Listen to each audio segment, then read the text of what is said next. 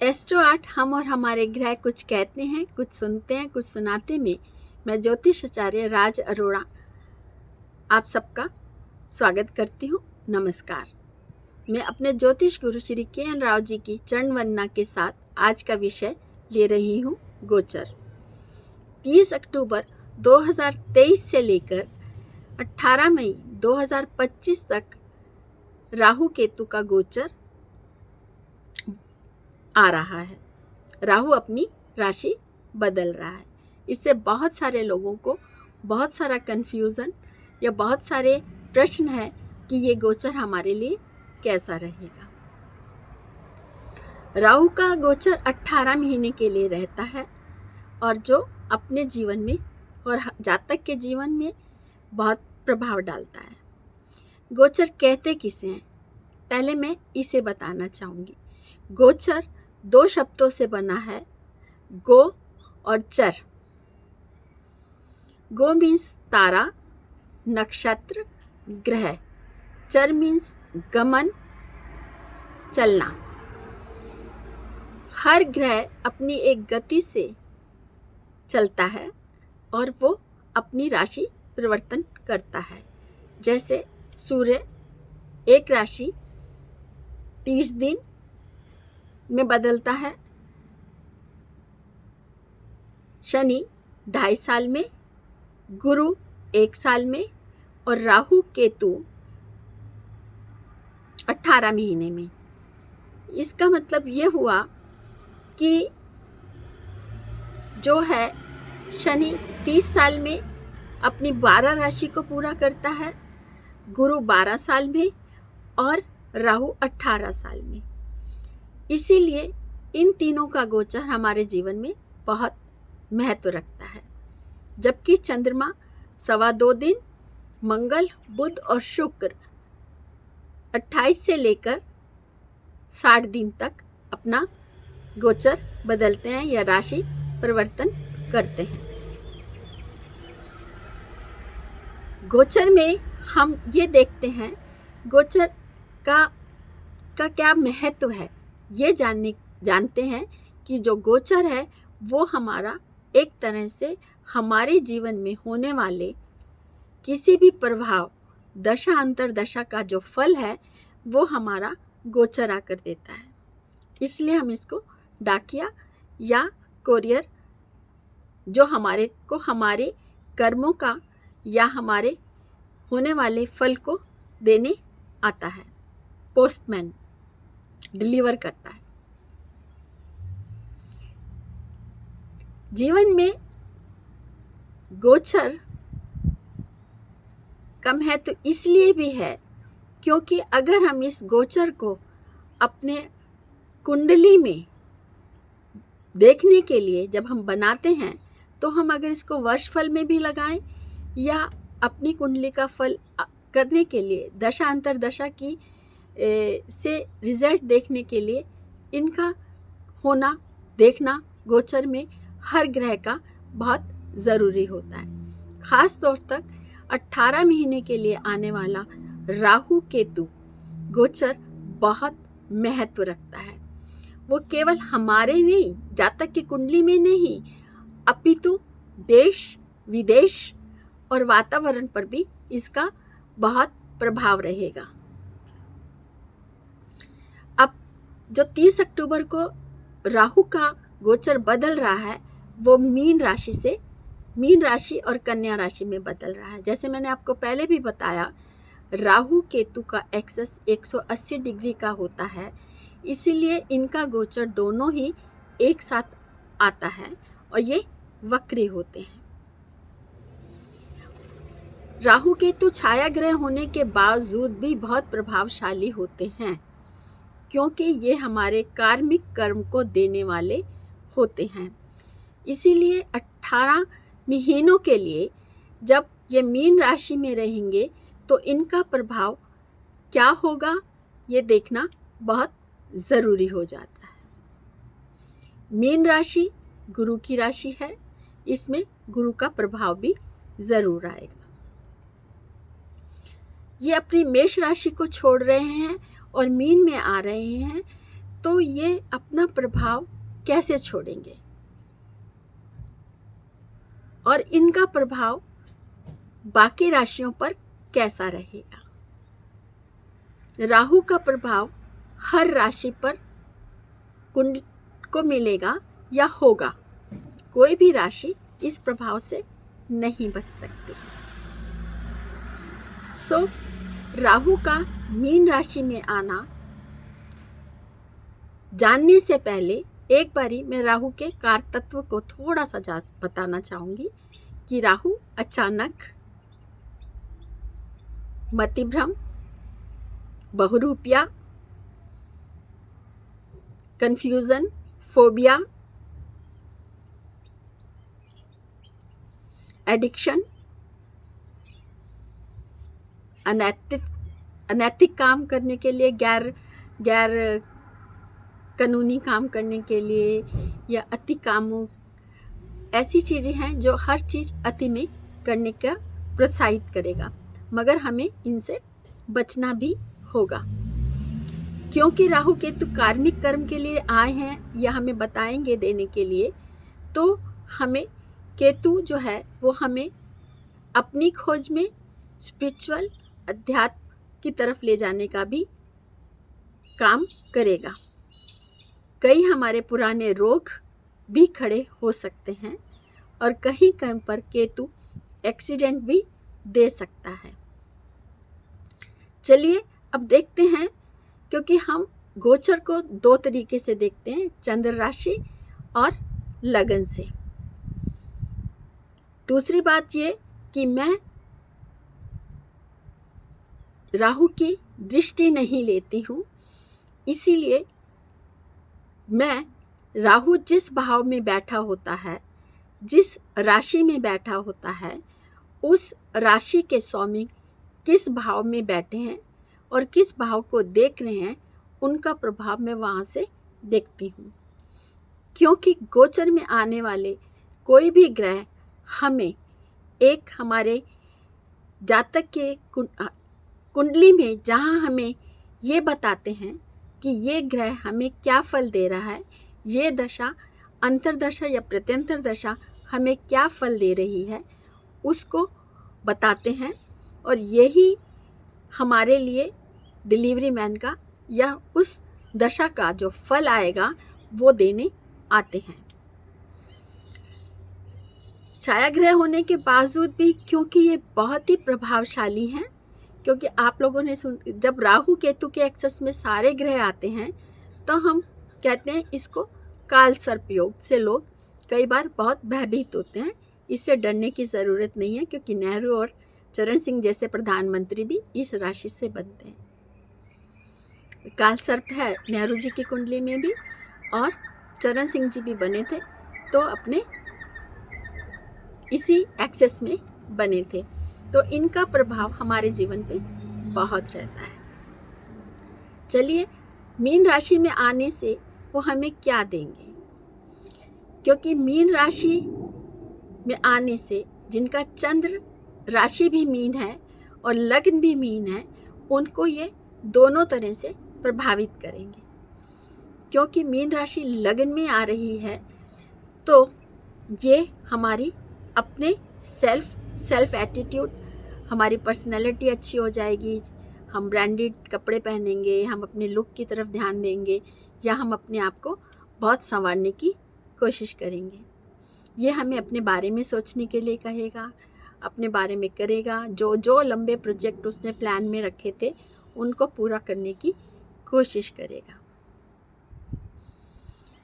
यहाँ पर उसकी सोच बहुत नई हो जाएगी, उसको अपनी नई टेक्नोलॉजी, नए डिजिटल, उसमें उनका प्रभाव ज़्यादा रहेगा। क्योंकि मीन राशि में आने से दूसरे भाव में गुरु और 12वें भाव में शनि आ जाएगा। राहु जो है वो शनिवत हमारे को प्रभाव दिखाता है, या हम राहु को शनिवत कहते हैं। तो यहाँ पर वो अपने प्रभाव को दिखाने की पूरी कोशिश करेगा। राहु जहाँ पर हमें आधुनिकता के हर चीज़ को दिखाता है। जैसे टेक्नोलॉजी में आर्टिफिशियल टेक्नोलॉजी, डिजिटल, ये सारी चीज़ें दिखाएगा। जैसे स्पेस मिशन, और आप कह सकते हैं नए नए आविष्कार, साइंटिस्ट, बड़े बड़े उद्योगपति, बड़े बड़े राजनेता, इसी राशि में उनको मौका मिलेगा। बड़े बड़े अभिनेता, बड़े बड़े राजनीतिज्ञ, साइंटिस्ट, और यहीं पर उसको अचानक धन देने के लिए लॉटरी, सट्टा, गैम्बलिंग में भी, शेयर मार्केट, यहाँ पर भी उनको बहुत धन मिलने वाला है। क्योंकि राहु की राशि गुरु जो दूसरे भाव में है, जो पैतृक संपत्ति, अचानक धन देने वाला, कुटुंब, वाणी है, वहाँ पर ये हमें बड़े पारिवारिक बिजनेस को बढ़ाने के लिए, दूसरा परिवार के प्रति होने वाली जिम्मेदारियों को भी बढ़ाएगा। वाणी में थोड़े कटुता आएगी, अहंकार आ सकता है, अति आ सकता है, जिससे कि पारिवारिक रिश्ते भी बिगड़ सकते हैं। कोशिश करनी चाहिए इस दशा में, राहु क्योंकि मीन में है, चंद्र मीन राशि का, और लग्न मीन राशि वालों को अपनी भाषा पे अपने बड़ों का सम्मान रखना चाहिए, और माता पिता या परिवार के प्रति आने वाली जिम्मेवारियों को खुशी से निभाना चाहिए। क्योंकि यहाँ राहु जहाँ अति घमंड, अति अहंकारी, लोभी बनाएगा, वहाँ पर वो अचानक ये चीज़ें ले भी सकता है। तो हमें अति अहंकार, अति लोभ, अनैतिक कार्य से बचना चाहिए, और हमें अचानक धन मिल सकता है, हमारी लॉटरी लग सकती है, शेयर मार्केट में लाभ हो सकता है, अपने पुराने प्रोजेक्ट जो छूटे हुए थे उनको पूरा कर सकते हैं। उनके लिए ये समय बहुत अच्छा है। यहाँ पर उन्हें सिर्फ अपने पर ना सोचकर, सोचना चाहिए अपने पर ना सोचकर, सोच समझ और धैर्य से अपनी भाषा का ध्यान रखना, अपने उस पर काबू रखना, अपने अहंकार पे काबू रखना बहुत आवश्यक हो जाता है। यहाँ पर उन्हें मेडिटेशन करना, योग करना बहुत लाभदायी रहेगा। राहु के एक्सेस में कन्या राशि में सप्तम भाव में हमारी केतु आ जाते हैं। केतु हमें एक पार्टनरशिप में, रिलेशनशिप में यहाँ पर कुछ उलझने दिखा रहा है, या थोड़ा भ्रम पैदा कर रहा है। यहाँ पति पत्नी के संबंध में भी थोड़ी मुश्किलें हो सकती हैं। पार्टनरशिप, व्यापार के अंदर, या जो जिनका स्वरोजगार है, या जिनका अपना ऐसा बिजनेस है जहाँ पर ग्राहकों से रोज़ मिलना होता है, वहाँ पर ये थोड़ी समस्या पैदा कर सकता है। मगर दूसरी तरफ क्योंकि 12वें भाव में शनि है, वहाँ पर ये अपनी नई खोज के लिए, नई खोज में मैं कौन हूँ, कैसा हूँ, स्पिरिचुअल में लग सकता है। एक तरफ जहाँ वो धन में डूबने वाला है, उनको अचानक धन मिलेगा, पैतृक संपत्ति मिल सकती है, क्योंकि दूसरा घर पैतृक संपत्ति का भी है, धन भाव का भी है, व्यापार में भी लाभ होगा। दूसरी तरफ वो किसी भी अपनी पारिवारिक प्रॉब्लम्स के कारण इधर उधर भटकेगा। इसका मतलब उनको शांति ढूंढने के लिए कहीं ना कहीं जाने की वो कोशिश करेगा। मगर शांति हमेशा आंतरिक होती है, बाहरी नहीं। यहाँ पर उनको सोचना पड़ेगा, धैर्य करना पड़ेगा, और अपनी वाणी पर थोड़ा कंट्रोल करना पड़ेगा कि किसी से भी वो अहंकार भरी वाणी ना बोले। क्योंकि यहाँ से गुरु अष्टम को देख रहा है, इसीलिए उनको थोड़ी दूसरी गूढ़ विद्याओं में शौक होगा, यहीं से वो नई इंडस्ट्री लगाने की कोशिश करेगा और यहाँ से दशम को, दूसरे धन भाव को भी गुरु देख रहा है। इसका मतलब यहाँ पर गुरु छठे भाव को, जहाँ पर इनको रोक दे सकता है, कर्ज मुक्ति भी दिला सकता है, रोग से भी बचने की कोशिश कर सकते हैं। पुराना रोग जाने तो उनको जान के और ठीक से इलाज करा सकते हैं, क्योंकि बड़ी बीमारी देने वाला कैंसर जैसी राहु ही होता है। तो हमें यहाँ इन चीज़ों का ध्यान रखना पड़ेगा।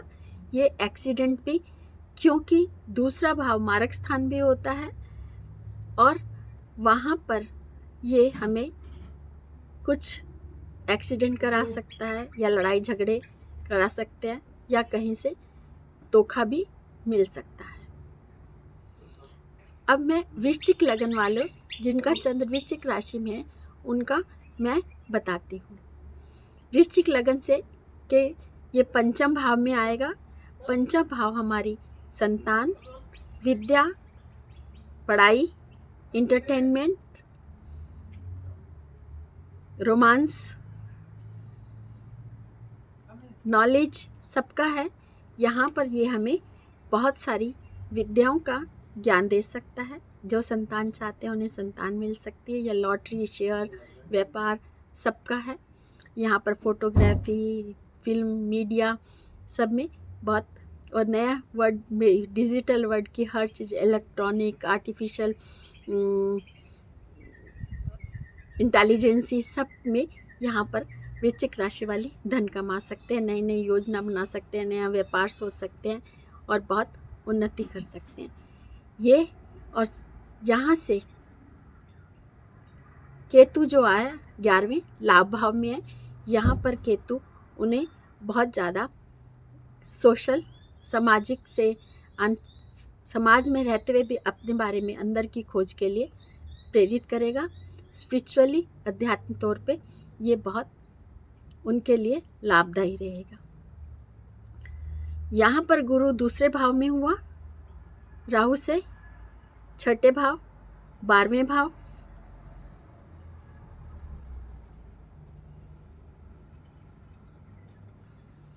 तो यहाँ पर विदेश में वो अच्छे से सेटल हो सकते हैं, विदेश व्यापार कर सकते हैं, इंपोर्ट एक्सपोर्ट में बहुत लाभ कमा सकते हैं। यहाँ पर राहु इन्हें बिल्कुल बहुत परफेक्ट और एक्सपर्ट बनाएगा। यहाँ पर वो नई पढ़ाई, नई नॉलेज लेने के लिए उतावले रहेंगे राहु, क्योंकि पंचम में ये सब चीज़ें देता है। अति से यहाँ पर भी अति घमंड में नहीं आना चाहिए, अहंकार, क्योंकि छठा भाव हमारे सारे दोषों, लोभ, क्रोध, अहंकार का है। इनको से बचना चाहिए और अपने को इनसे दूर रखना चाहिए। इनके लिए धैर्य और अहंकार से दूर होकर अपने लिए सब चीज़ें सोचकर, बड़ों की सलाह लेकर लेना चाहिए, क्योंकि यहाँ पर राहु की स्थिति भी देखनी पड़ेगी। अगर राहु शुभ है, अच्छे स्थान में है, तो वो निडर, बहादुर और आत्मविश्वासी बनवाएगा। अगर राहु पर शनि, सूर्य, मंगल का प्रभाव है तो वो गलत और सही का निर्णय नहीं ले सकता और हमेशा कंफ्यूज और मति भ्रम में रहेगा। ऐसे ही बहुत सारी, ये राहु और केतु का गोचर हमारे जीवन में 18 महीने के लिए बहुत शुभ फल देने वाला, मीन राशि और वृश्चिक राशि के लिए ये बहुत शुभ फल देने वाला है। अगर वो अपना अहंकार और धैर्य नहीं खोते या अपने भाषा पे ध्यान रखते हैं तो ये उनके लिए बहुत फलदायी, अचानक धन देने वाला, शेयर मार्केट में लाभ देने वाला और बहुत कुछ सुंदर रिजल्ट देने वाला है। अगर ये अति से बचेंगे तो उनके लिए ये बहुत शुभ होगा। तो मैं आशा करती हूँ कि सबको ये राहु केतु का गोचर फलदायी हो, सुखदायी हो धनदायी हो और आनंद देने वाला हो। धन्यवाद। अगर आपको ये वीडियो पसंद आए तो सब्सक्राइब कीजिए और बेल आइकन करिए।